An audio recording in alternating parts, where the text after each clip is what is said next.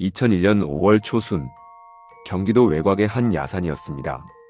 산불 감시 초소가 낡아서 보수 공사가 한창이었습니다. 오전 10시쯤 굴착기가 땅을 파헤치고 있었습니다. 윙하는 기계 소리가 산을 울렸습니다. 그런데 갑자기 굴착기 삽에서 이상한 감촉이 느껴졌습니다. 기사가 작업을 멈추고 구덩이를 들여다봤습니다. 그리고 얼굴이 새하얗게 질렸습니다. 이게 뭐지?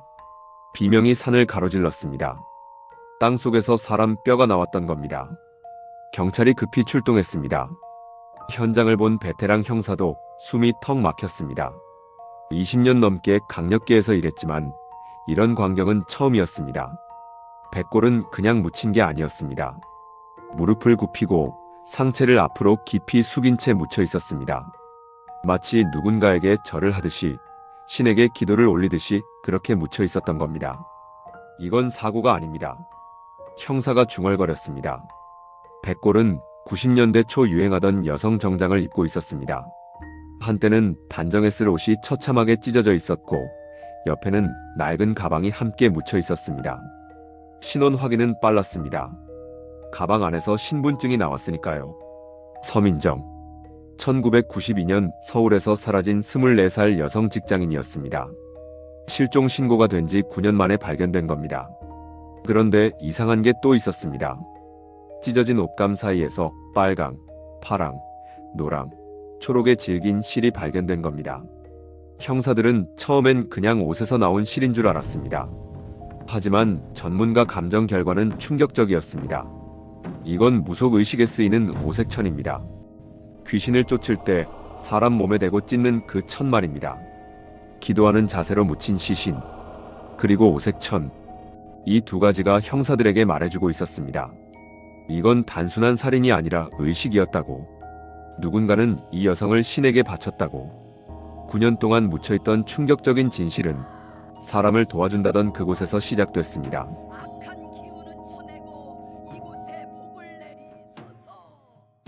이야기를 시작하기 전에 구독과 좋아요는 미제 사건을 다시 세상에 드러내는데 큰 힘이 됩니다.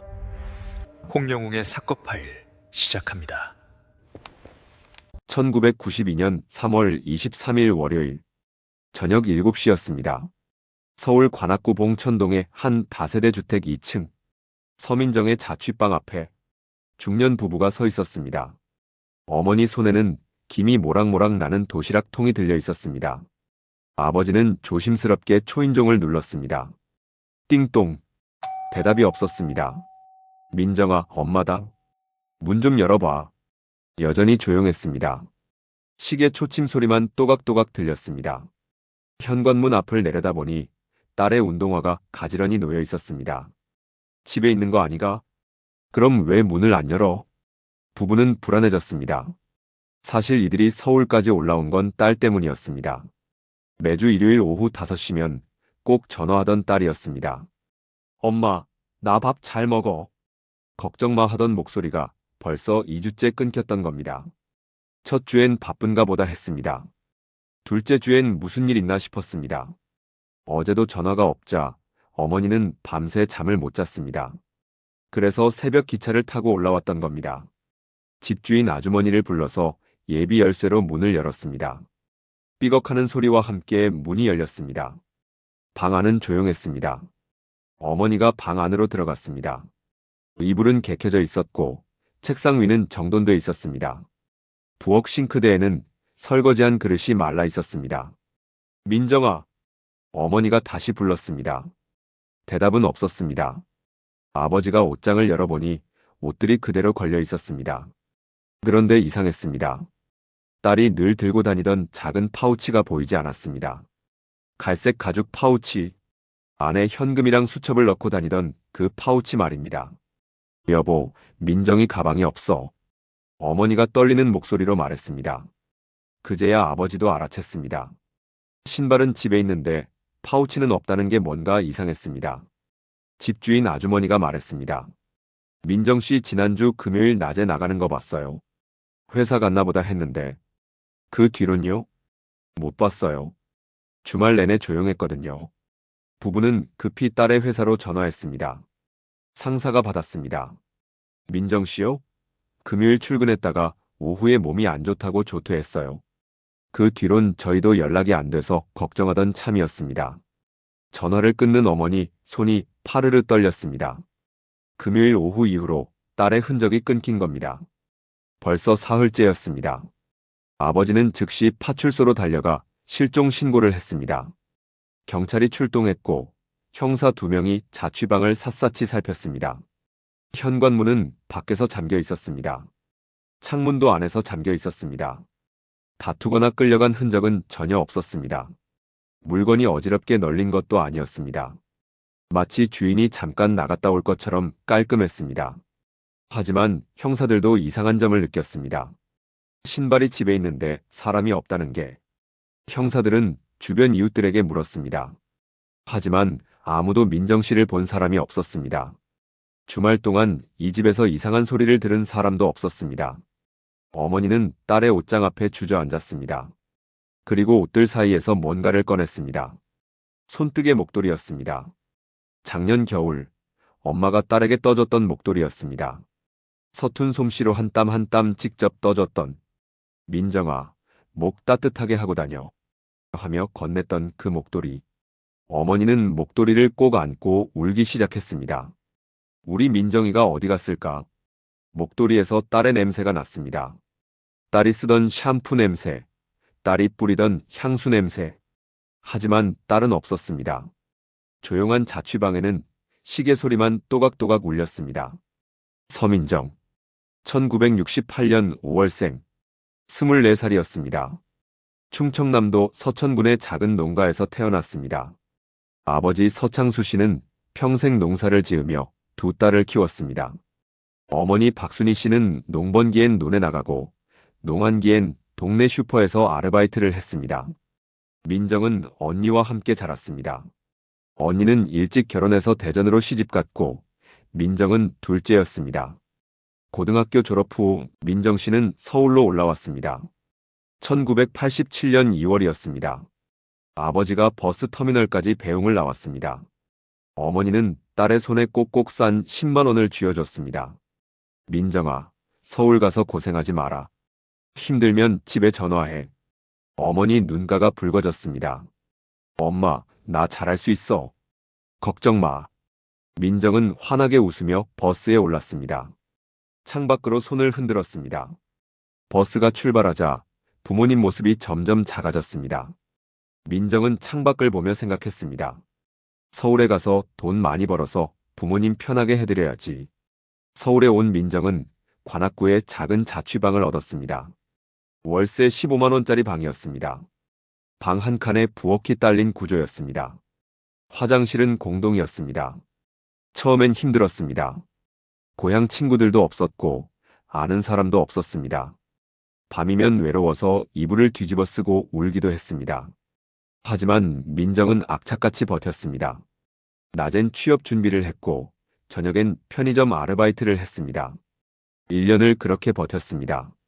1988년 3월 드디어 직장을 구했습니다. 영등포에 있는 작은 무역회사였습니다. 직원이 15명 정도 되는 회사였습니다. 민정은 격리 사무직으로 입사했습니다. 월급은 45만 원이었습니다. 많은 돈은 아니었지만 민정은 기뻤습니다. 첫 월급을 받던 날, 민정은 부모님께 전화를 걸었습니다. 엄마, 나 월급 받았어. 이제 나도 직장인이야. 어머니는 전화기 너머에서 울었습니다. 기쁜 눈물이었습니다. 민정은 매달 10만 원씩 고향으로 보냈습니다. 많은 돈은 아니었지만 부모님은 그 돈을 한 푼도 쓰지 않고 통장에 모아뒀습니다. 나중에 민정이 시집 갈 때 주려고. 어머니는 그렇게 말했습니다. 민정 씨는 성실한 직장인이었습니다. 회사 동료들은 민정 씨를 좋아했습니다. 항상 웃는 얼굴이었고 일도 꼼꼼하게 잘했으니까요. 상사는 민정 씨를 우리 회사 보물이라고 불렀습니다.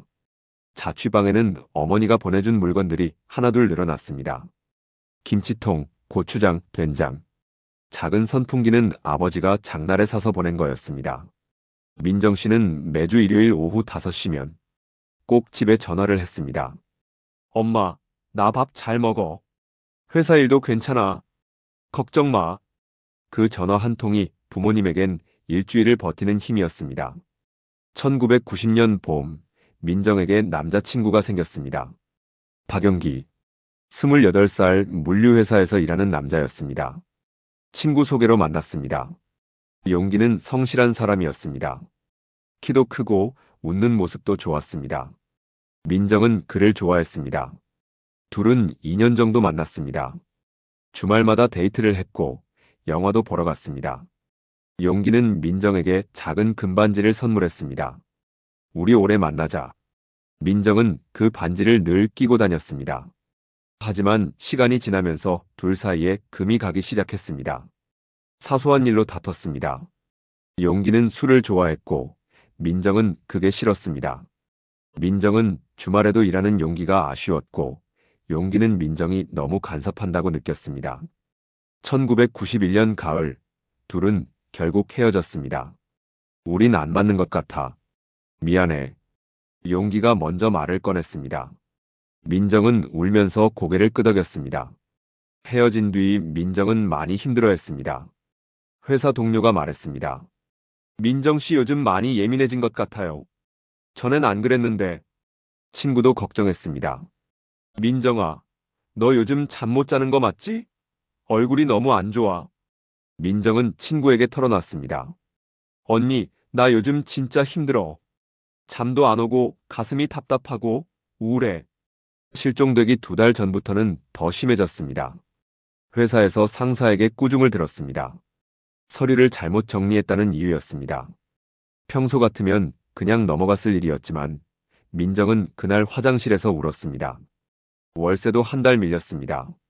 집주인 아주머니가 민정 씨 형편 어려우면 말해요라고 했지만 민정은 죄송해요. 다음 달엔 꼭 드릴게요라고만 했습니다. 그리고 이상한 일이 있었습니다. 민정의 통장에서 돈이 자꾸 빠져나갔습니다. 5만 원, 10만 원, 20만 원. 짧은 기간 동안 반복적으로 현금이 인출됐습니다. 한 달에 50만 원 가까이 빠져나간 적도 있었습니다. 월급이 45만 원인데 50만 원이 빠져나갔다는 건 어딘가에서 빌렸다는 얘기였습니다. 부모님은 나중에야 이 사실을 알았습니다. 딸이 실종된 뒤 경찰이 통장을 조사하면서 밝혀진 겁니다. 민정이가 돈을 어디에 썼을까? 아버지는 통장 내역을 보며 고개를 저었습니다. 카드 빚은 아니었습니다. 사채도 아니었습니다. 그럼 대체 어디에 쓴 돈일까요? 경찰도 의아해했습니다. 특별히 사치를 한 것 같지도 않고 이 돈이 대체 어디로 간 걸까요? 그 질문에 아무도 답하지 못했습니다. 민정의 자취방에는 어머니가 보낸 김치통이 그대로 있었습니다. 냉장고 안에는 아버지가 보낸 고추장이 있었습니다.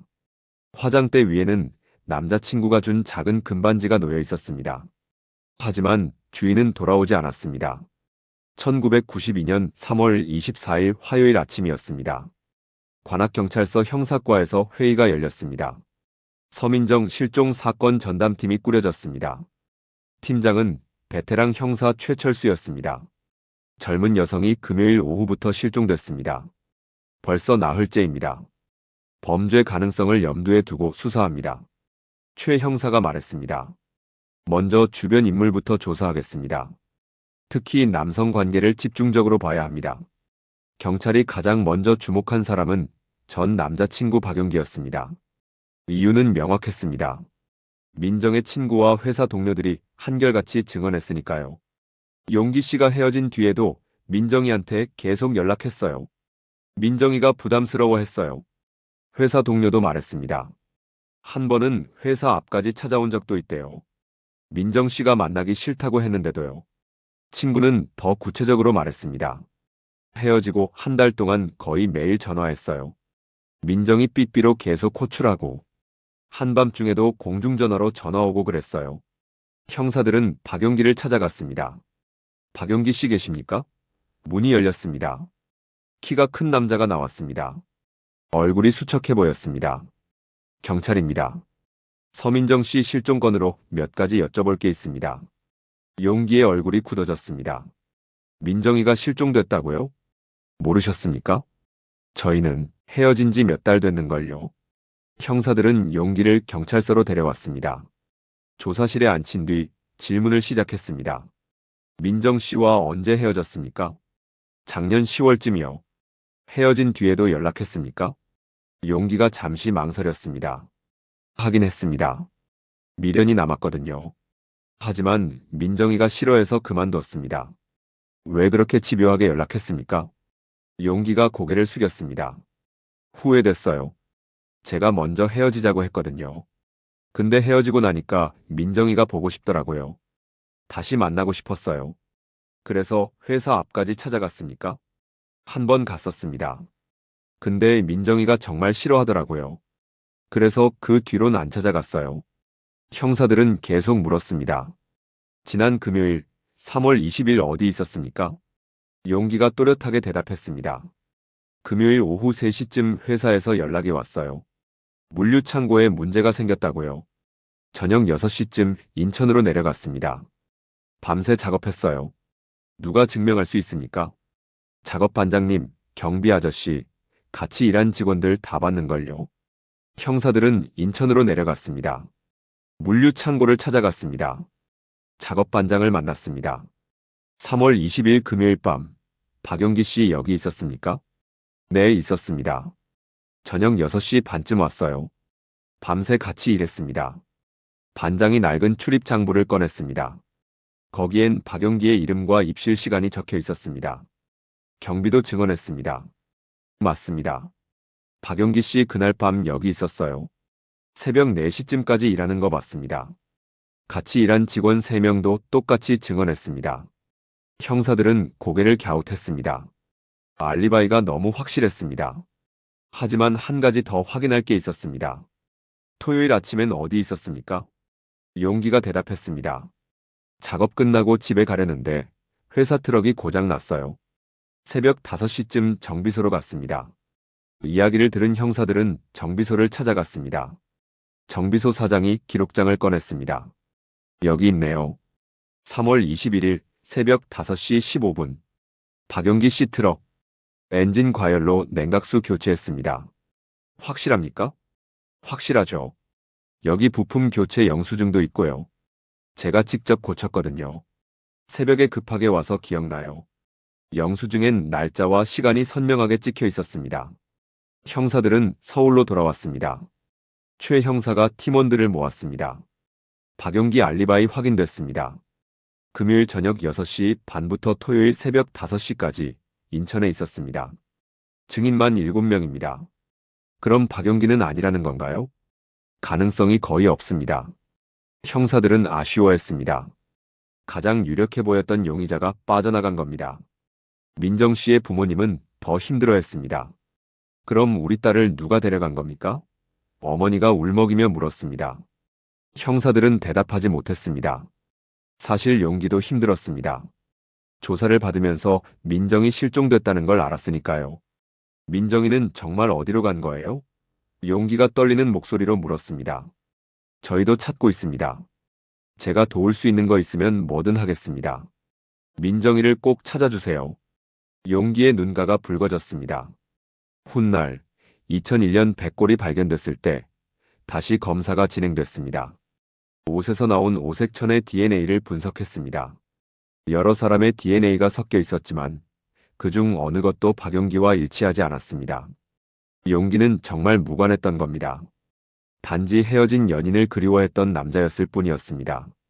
박용기가 용의선상에서 벗어나자 형사들은 다른 방향으로 수사를 돌렸습니다. 회사 동료들을 다시 조사했습니다. 그리고 한 남자가 떠올랐습니다. 김태준 32살. 민정 씨와 같은 회사 영업부 직원이었습니다. 민정의 동료가 조심스럽게 말했습니다. 태준 씨가 민정 씨한테 관심 있는 것 같았어요. 어떤 관심이었습니까? 호감이요. 민정 씨 생일에 케이크 사온 적도 있고요. 점심 같이 먹자고 자주 물어보고 그랬어요. 다른 동료도 거들었습니다. 한 번은 민정 씨한테 꽃다발 준 적도 있었어요. 민정 씨가 부담스러워했던 것 같은데. 형사들은 김태준을 불러들였습니다. 태준은 긴장한 표정으로 조사실에 들어왔습니다. 손을 계속 주물럭거렸습니다. 민정 씨와 무슨 관계였습니까? 같은 회사 동료였습니다. 그것뿐입니까? 태준이 잠시 머뭇거렸습니다. 좋아했습니다. 민정 씨를 말입니다. 민정 씨는 알고 있었습니까? 네, 제가 고백했거든요. 작년 12월쯤이었어요. 뭐라고 하던가요? 태준의 목소리가 작아졌습니다. 거절당했습니다. 민정 씨가 아직 마음 정리가 안 됐다고. 남자친구랑 헤어진 지 얼마 안 됐다고 그랬어요. 그래서요.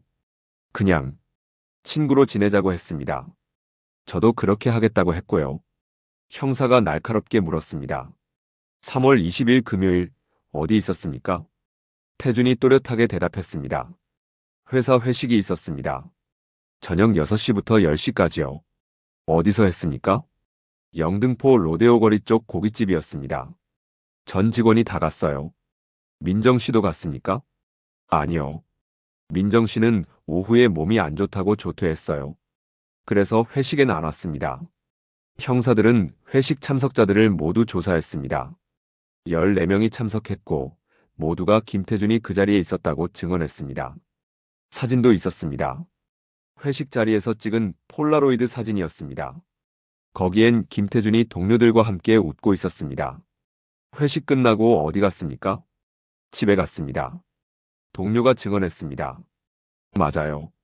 태준 씨랑 같은 버스 탔어요. 10시 반쯤 헤어졌던 것 같아요. 형사들은 태준의 집도 수색했습니다. 하지만 의심스러운 건 아무것도 나오지 않았습니다. 태준도 용의선상에서 벗어났습니다. 최 형사가 한숨을 쉬었습니다. 또 빠져나갔습니다. 수사는 점점 미궁으로 빠져들었습니다. 형사들은 민정 씨의 자취방을 다시 조사했습니다. 현관문은 밖에서 잠겨 있었습니다. 열쇠로 잠근 흔적이었습니다. 창문도 안에서 잠겨 있었습니다. 부서진 자물쇠도 없었고 침입한 흔적도 없었습니다. 방 안은 너무나 조용했습니다. 이불은 개켜져 있었고 옷장은 정리돼 있었고 설거지도 돼 있었습니다. 주인이 잠깐 나갔다가 곧 돌아올 것처럼 말입니다. 형사들은 성범죄 가능성도 검토했습니다. 하지만 현장에서 그런 흔적을 찾을 수 없었습니다. 납치였을까요? 하지만 납치라면 왜 신고가 없죠? 몸값 요구도 없고. 그럼 스스로 나간 건가요? 신발이 집에 있는데요. 형사들은 답을 찾지 못했습니다. 그때 민정의 아버지가 통장을 들고 경찰서로 찾아왔습니다. 형사님, 이것 좀 보세요. 아버지가 떨리는 손으로 통장을 내밀었습니다. 민정이 통장인데요. 돈이 이상하게 빠져나갔어요. 형사들이 통장 내역을 살폈습니다.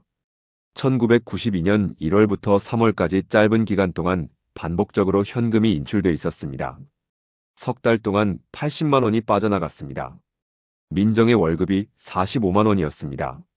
월세가 15만 원이었습니다. 생활비를 빼면 남는 게 거의 없었습니다. 그런데 80만 원을 어디서 구한 걸까요? 혹시 민정 씨가 돈을 빌렸을까요? 형사가 물었습니다. 아버지가 고개를 저었습니다. 민정이는 빚 같은 거 안 지는 애입니다. 우리한테 오히려 돈을 보내는 애였어요. 어머니가 끼어들었습니다. 민정이가 돈 쓸 일도 없었어요. 명품 가방 사는 것도 아니고 외식도 거의 안 하고. 대체 어디에 쓴 거예요? 형사들도 의아했습니다. 카드 빚을 조회했습니다. 없었습니다. 사채를 알아봤습니다. 그런 기록도 없었습니다. 민정이 뭔가를 샀는지 확인했습니다. 비싼 물건을 산 흔적도 없었습니다. 도대체 이 돈이 어디로 간 걸까요? 최 형사가 중얼거렸습니다. 그 질문에 아무도 답하지 못했습니다. 날이 갈수록 사건은 미궁 속으로 빠져들었습니다. 경찰은 할 수 있는 조사를 다 했습니다. 주변 인물 조사, 목격자 수소문. 하지만 단서는 나오지 않았습니다. 한 달이 지나고 2달이 지났습니다. 사건은 점점 관심 밖으로 밀려났습니다. 민정의 부모만이 딸을 찾아 헤맸습니다. 어머니는 매일 딸의 자취방에 찾아갔습니다.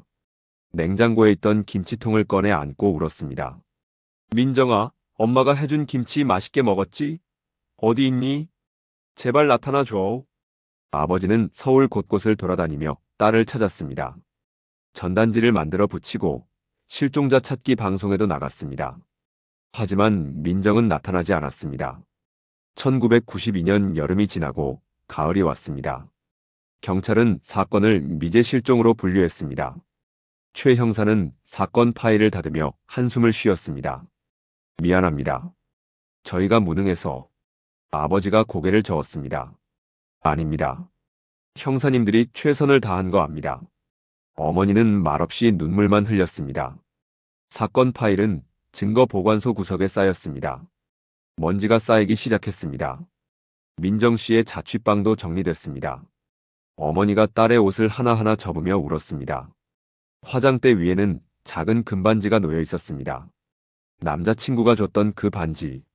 민정이 늘 끼고 다니던 반지였는데 그날은 집에 두고 나갔던 겁니다. 그리고 시간이 흘렀습니다. 1993년이 왔고 1994년이 왔고 1995년이 왔습니다. 사람들은 서민정을 잊어갔습니다. 하지만 부모는 절대 잊지 못했습니다. 매년 딸의 생일이면 미역국을 끓였습니다. 빈 방에 차려놓고 기도했습니다. 민정아, 어디 있니? 살아만 있어줘. 그렇게 9년이 흘렀습니다. 2001년 5월, 경기도 외광 야산에서 충격적인 자세로 무릎 꿇고 있는 백골이 발견됐습니다. 서민정으로 확인됐습니다. 9년 만이었습니다. 백골은 국립과학수사연구원으로 옮겨졌습니다. 정밀 부검이 시작되었고 결과는 충격적이었습니다.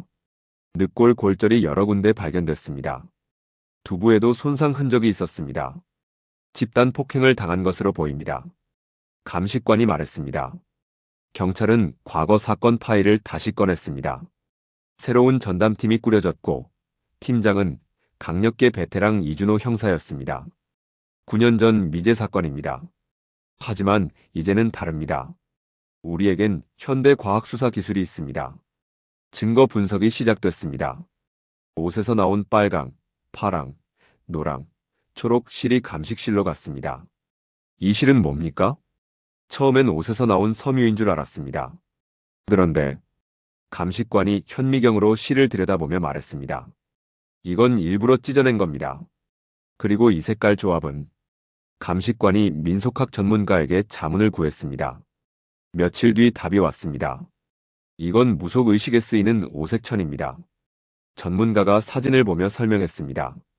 오색천은 빨강, 파랑, 노랑, 흰색, 검은색 5가지 색을 말합니다. 하지만 검은색 대신 초록을 쓰기도 합니다. 무당들이 구슬할 때, 특히 악귀를 쫓을 때 사람 몸에 대고 찢습니다. 상징적으로 귀신을 떼어낸다는 의미죠. 형사들이 얼굴을 마주봤습니다. 무속의식? 그럼 이 여성이 굿판에 있었다는 건가요? 이 형사가 과거 기록을 다시 훑었습니다. 민정 씨 주변에 무당이나 점집과 관련된 사람이 있었나요? 형사들이 과거 조서를 뒤졌습니다. 하지만 그런 기록은 없었습니다. 친구들을 다시 만나봐야겠습니다. 형사들은 민정의 친구들을 찾아갔습니다. 서울에 사는 친구 이영희를 만났습니다. 이제 35이 된 여성이었습니다. 민정이를 찾았다고요? 영희의 얼굴이 창백해졌습니다. 네. 안타깝게도 돌아가신 채로 발견됐습니다. 영희가 눈물을 흘렸습니다. 몇 가지 여쭤볼 게 있습니다. 민정 씨가 점집이나 무당을 만난 적 있습니까? 영희가 눈물을 닦으며 고개를 끄덕였습니다. 있어요. 형사들이 긴장했습니다. 자세히 말씀해 주시겠습니까? 민정이가 남자친구랑 헤어진 뒤부터 점집을 다녔어요. 영희가 떨리는 목소리로 말을 이었습니다. 처음엔 가벼운 마음으로 갔던 것 같아요. 운세 보러 가는 정도? 근데 점점 자주 가더라고요. 일주일에 한두 번씩? 거기 가면 마음이 편해진다고. 어디 있던 점집입니까? 영등포 쪽이었어요. 시장 골목 안쪽? 저도 한 번 따라간 적 있어요. 기억나십니까? 간판은 잘 기억이 나질 않아요. 무당 선생님이 한 분 계셨고요. 무당 이름은요? 영희가 고개를 저었습니다. 잘 기억이. 근데 나이는 40 후반에서 50 정도 됐던 것 같아요. 민정 씨가 거기서 뭘 했습니까? 처음엔 그냥 상담 같은 거 받았어요. 근데 나중엔 부적도 사고 치성도 드리고. 영희 씨가 말을 멈췄다가 이어갔습니다. 한 번은 민정이가 울면서 전화했어요. 돈이 모자라다고. 무당 선생님이 큰 치성을 드려야 한다는데 돈이 없다고. 얼마였습니까? 20만 원인가 그랬어요. 저는 그만 다니라고 했어요. 돈만 빠진다고. 근데 민정이가 그러더라고요. 거기 안 가면 더 불안하다고. 영희가 다시 눈물을 흘렸습니다. 그리고 한 번은 민정이가 이상한 말을 했어요. 이번만 하면 끝난대. 산에 가서 큰 의식하면 인생이 바뀐대 하더라고요. 형사들이 얼어붙었습니다. 산에 간다고요? 네. 그게 민정이가 사라지기 일주일 전쯤이었어요. 이 형사가 물었습니다. 혹시 민정 씨 부모님은 이 사실을 아셨습니까? 영희가 고개를 저었습니다. 몰랐을 거예요. 민정이가 절대 말하지 말라고 했거든요. 부모님이 아시면 걱정하신다고. 형사들은 영등포 시장 골목을 찾아갔습니다. 하지만 그 자리엔 이미 다른 가게가 들어와 있었습니다. 점집은 사라진 지 오래였습니다. 주변 상인들에게 물었습니다. 여기 90년대 초에 점집 있었던 거 기억하십니까? 한 노인이 고개를 끄덕였습니다. 그 무당, 신도들 꽤 있었어요. 아줌마들이 줄 서서 들어갔다니까요. 형사들은 무당의 흔적을 찾기 시작했습니다. 형사들은 90년대 초 영등포 시장 일대에서 활동했던 무당을 추적했습니다. 그 과정에서 새로운 용의자가 떠올랐습니다. 상인 한 명이 기억을 더듬으며 말했습니다. 그 점집에 남자도 드나들었어요. 40 넘은 남자였는데 자주 봤어요. 어떤 남자였습니까? 저 아래 골목에서 장사하는 남자예요. 형사들은 과거 신도들을 수소문했습니다. 며칠 뒤 한 남성을 찾아냈습니다. 강민수, 당시 43, 지금은 50대 중반이 된 자영업자였습니다. 형사들이 찾아가자 그는 당황했습니다. 저를 왜 찾으십니까? 90년대 초 영등포 점집에 다니셨죠? 민수의 얼굴이 굳었습니다. 서민정이라는 여성 아십니까? 민정 씨요? 알죠. 같이 그 점집 다니던 분이었어요. 언제 마지막으로 봤습니까? 글쎄요. 92년 초쯤, 정확히 기억은 안 나는데 실종 전날 민정 씨와 점집 근처에서 목격됐다는 증언이 있습니다. 민수가 손을 저었습니다. 그건 우연히 마주친 거예요. 인사만 하고 헤어졌습니다. 92년 3월 20일 어디 있었습니까? 제 장인어른 칠순 잔치였습니다. 가족들이 다 모였어요. 형사들이 확인했습니다. 가족들 모두 증언이 일치했습니다. 민수 씨는 그날 저녁 내내 잔치 자리에 있었습니다. 민정 씨에게 특별한 감정 있었습니까? 민수가 고개를 저었습니다. 아닙니다. 같은 처지라 안쓰러워했을 뿐이에요. 그 점집이 돈만 축내는 곳이었거든요. 민정 씨한테 그만 다니라고 말한 적도 있어요. 그럼 왜 계속 다니셨습니까? 민수가 쓸쓸하게 웃었습니다. 저도 속았던 사람입니다. 사업이 안 풀려서 갔었는데 그냥 돈만 날렸죠. 민수도 용의선상에서 벗어났습니다. 형사들은 다시 무당 추적에 집중했습니다. 주민등록 전산을 뒤졌습니다. 90년대 초 영등포 시장 일대에서 거주했던 40대 후반 여성들을 추렸습니다. 수십 명이 나왔습니다. 한 명 한 명 확인했습니다. 대부분은 일반인이었습니다. 그리고 한 명이 눈에 띄었습니다. 정순덕, 1944년생, 92년 당시 48이었습니다. 직업란에 무속인으로 등록돼 있었습니다. 92년까지 영등포에 살다가 97년 갑자기 경기도 파주로 이사했습니다. 이 사람입니다. 이 형사가 말했습니다. 하지만 정순덕을 바로 체포할 수는 없었습니다. 증거가 부족했으니까요. 형사들은 다른 방법을 택했습니다. 과거 신도들을 찾는 겁니다. 영등포 시장 일대 노인들에게 물었습니다. 당시 그 점집에 다니던 사람들 명단을 수소문했습니다. 몇 명의 이름이 나왔습니다. 한 명씩 찾아갔습니다. 어떤 이는 이사가서 연락이 안 됐고, 어떤 이는 사망했고, 어떤 이는 끝까지 입을 다물었습니다. 그러던 중 한 여성을 찾아냈습니다. 김미숙, 92년 당시 35, 지금은 44시 된 주부였습니다. 주변 이웃이 말했습니다. 미숙 씨요? 2001년 5월쯤 뉴스 보고 혼자 많이 울었어요. 며칠 동안 밥도 안 먹고. 무슨 뉴스요? 야산에서 시신 발견됐다는 뉴스요. 형사들이 김미숙을 찾아갔습니다. 누구세요? 경찰입니다. 서민정 사건 관련해서 몇 가지 여쭤볼 게 있습니다. 미숙의 얼굴이 하얗게 질렸습니다. 저는 아무것도 몰라요. 90년대 초 영등포 점집에 다니셨죠? 그건 오래전 일이에요. 정순덕이라는 무당 아십니까? 미숙의 손이 떨렸습니다. 서민정 씨는요? 몰라요. 저는 정말 아무것도 몰라요. 미숙이 문을 닫으려 했습니다. 이 형사가 조용히 말했습니다. 백골 옷에서 오색천이 나왔습니다. 그 순간 미숙이 멈췄습니다. 무속의식에 쓰이는 그 천 말입니다. 사람 몸에 대고 찢는. 미숙의 손이 파르르 떨렸습니다. 눈에서 눈물이 쏟아졌습니다. 제발, 제발요. 알고 계시는 거 말씀해 주십시오. 미숙이 주저앉았습니다. 한참을 울더니 떨리는 목소리로 말했습니다.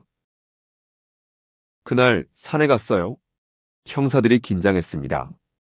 92년 3월 20일 금요일 밤이었습니까? 미숙이 고개를 끄덕였습니다. 근데 그건 퇴마가 아니었어요. 무슨 뜻입니까? 처음엔 치성 드리러 간다고 했어요. 민정 씨 운을 풀어주려고 큰 의식 한 번 하면 다 좋아진다고. 그래서 따라갔어요.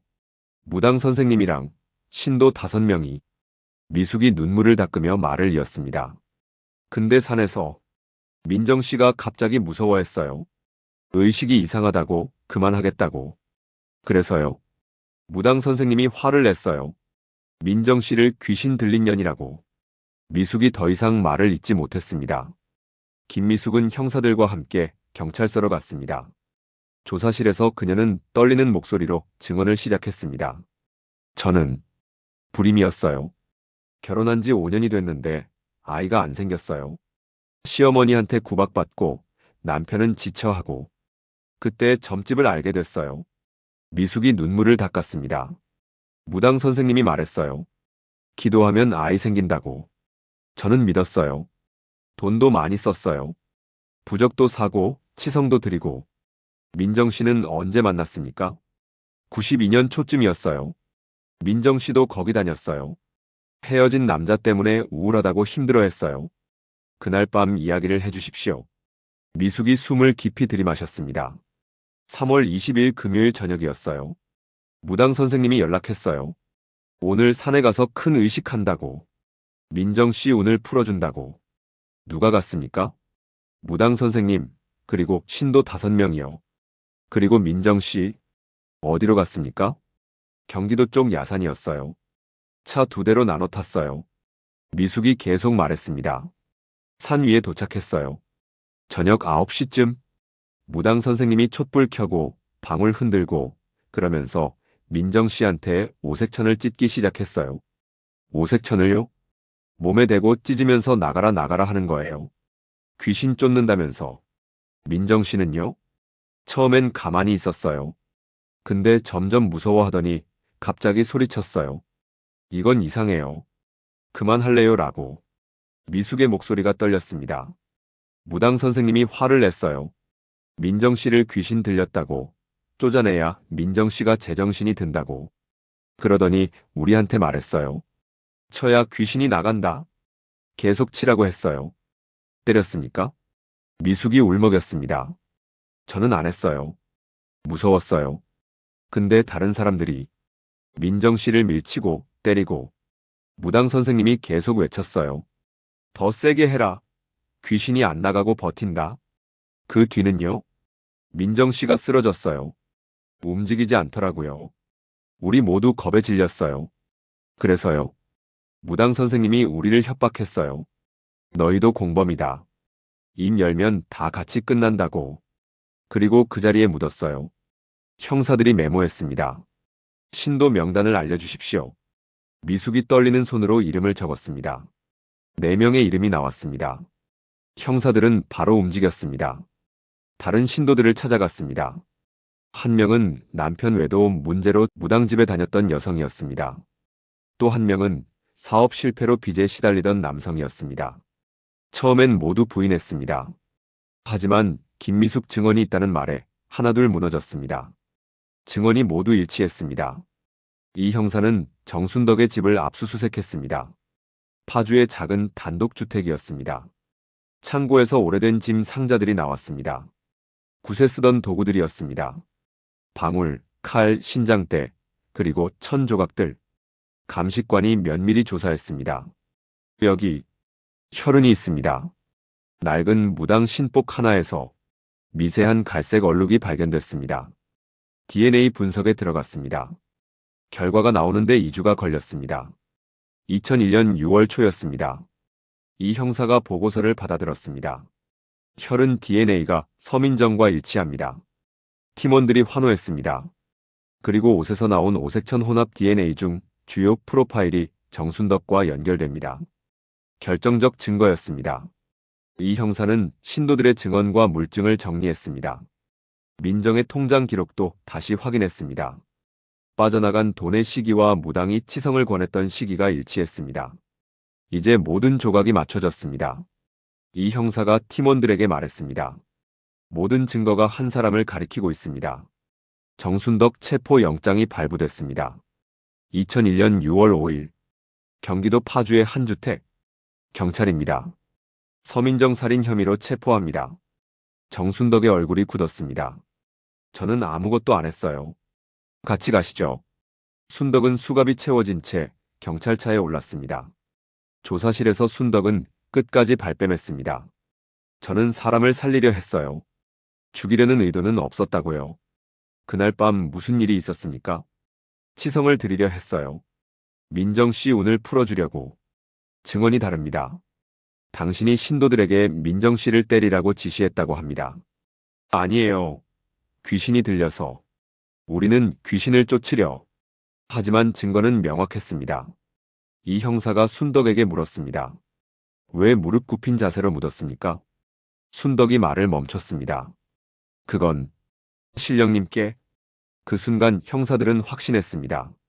이건 우발적 사고가 아니라 의식으로 포장한 살인이었다고. 검찰은 신도들의 증언을 바탕으로 1992년 그날 밤을 재구성했습니다. 1992년 3월 20일 금요일 저녁, 민정은 점집에서 무당과 신도들을 만났습니다. 오늘 산에 가서 큰 의식하면 모든 게 풀려요. 민정 씨 인생이 바뀔 거예요. 무당의 말이었습니다. 민정은 불안했지만 지푸라기라도 잡고 싶었습니다. 이번만 하면 정말 끝이죠? 그럼요. 이번만 하면 됩니다. 차 2대가 야산으로 향했습니다. 민정은 뒷좌석에 앉아 창밖을 바라봤습니다. 어머니 얼굴이 떠올랐습니다. 엄마, 나 잘 될 거야. 민정은 속으로 중얼거렸습니다. 밤 9시쯤 산 위에 도착했습니다. 무당이 촛불을 켰습니다. 방울을 흔들었습니다. 딸랑딸랑 소리가 어둠 속에 울렸습니다. 민정 씨, 여기 앉으세요. 민정이 앉았습니다. 무당이 오색천을 꺼냈습니다. 이제 귀신을 떼어낼 겁니다. 가만히 계세요. 무당이 천을 민정 몸에 대고 찢기 시작했습니다. 나가라, 썩 나가라. 주문을 외쳤습니다. 민정은 가만히 있었습니다. 하지만 점점 무서워졌습니다. 무당의 목소리가 점점 커졌습니다. 나가! 이 악귀야! 무당의 소리가 산을 울렸습니다. 민정의 심장이 두근거렸습니다. 그때 무당이 신도들에게 말했습니다. 다들 와서 도와주세요! 귀신이 너무 세요! 신도들이 민정을 둘러쌌습니다. 민정은 갑자기 공포를 느꼈습니다. 뭔가 이상했습니다. 이건 치성이 아니었습니다. 이건 이상해요. 저 그만할래요. 민정이 일어서려 했습니다. 그 순간 무당이 소리쳤습니다. 봐! 귀신이 저항한다! 귀신 들린 년이 발악한다! 신도들이 민정을 붙잡았습니다. 아니에요. 저는 귀신 안 들렸어요. 제발 그만해주세요. 민정이 울며 소리쳤습니다. 하지만 무당은 멈추지 않았습니다. 쳐야 귀신이 나간다! 쳐! 세게 쳐! 신도 한 명이 민정을 밀쳤습니다. 민정이 넘어졌습니다. 더 세게! 귀신이 안 나간다! 다른 신도들도 합세했습니다. 민정을 때리기 시작했습니다. 신도들은 무아지경이었습니다. 무당 선생님 말씀이 맞다. 귀신을 쳐내야 한다. 그 믿음으로 손이 멈추지 않았습니다. 민정은 늑골이 부러질 정도로 맞았습니다. 머리를 심하게 부딪혔습니다. 제발, 제발요. 민정의 목소리가 점점 작아졌습니다. 그리고 축 늘어졌습니다. 신도들이 멈췄습니다. 정적이 흘렀습니다. 무당이 다가가 민정을 흔들었습니다. 민정씨? 일어나요. 대답이 없었습니다. 무당의 얼굴이 창백해졌습니다. 내 인생은 끝났다는 공포가 밀려왔습니다. 신도들도 겁에 질렸습니다. 우리, 어떡해요? 무당이 신도들을 노려봤습니다. 너희도 공범이야. 손댄 거 다 봤어. 입 열면 다 같이 끝나는 거야. 신도들은 떨었습니다. 그들은 그 자리에 구덩이를 팠습니다. 민정을 묻었습니다. 무당이 말했습니다. 신령님께 바치는 자세로 무릎 굽히고 기도 자세로 해. 민정의 몸을 무릎 굽힌 자세로 만들었습니다. 마치 기도하는 것처럼 이 영혼이 돌아와 우리를 괴롭히지 못하게 해달라. 무당이 중얼거리며 흙을 덮었습니다. 그렇게 서민정은 산속에 홀로 남겨졌습니다. 2001년 9월 재판이 열렸습니다. 피고인 정순덕은 피해자를 산으로 유인해 집단 폭행을 지시했고 사망 후 시신을 은폐했습니다. 이는 명백한 살인입니다. 재판부는 엄격했습니다. 피고인은 무속인이라는 지위를 이용해 경제적 이득을 취했고 피해자가 거부했음에도 폭력을 지시했습니다. 이는 계획적이고 악의적인 범행입니다. 신도들도 재판을 받았습니다. 그들은 법정에서 울었습니다. 우리도 속았어요. 무당 선생님을 믿었어요. 하지만 재판부는 냉정했습니다. 피해자가 울부짖었음에도 폭행을 멈추지 않았습니다. 무지가 면죄부가 될 수 없습니다. 재판장이 판결문을 읽었습니다. 피고인 정순덕, 징역 18년을 선고한다. 신도들은 각각 징역 5년에서 10년을 받았습니다. 민정 씨의 부모가 법정에 앉아 있었습니다. 아버지는 고개를 떨구고 울었습니다. 어머니는 말없이 눈물만 흘렸습니다. 어머니가 작게 중얼거렸습니다. 우리 민정이 얼마나 무서웠을까. 서민정 씨는 산속에서 9년을 홀로 있었습니다. 부모님은 딸의 빈자리를 9년 동안 견뎌야 했습니다. 매년 생일이면 미역국을 끓이고 매년 명절이면 딸 자리를 비워뒀습니다. 서민정은 누군가의 사랑스러운 딸이었고 누군가의 친구였고 누군가의 연인이었으며 누군가에겐 따뜻한 봄이었습니다. 가장 아름답고 꽃다웠을 24살에 그녀는 꽃을 피워보지도 못하고 이렇게 져버리고 말았습니다. 가장 약한 순간에 도와준다고 손을 내밀어준다고 말한 그곳이 결국 그녀를 산에 묻히게 만들었습니다. 여러분은 절망의 끝에서 누군가의 말에 기대본 적 있나요?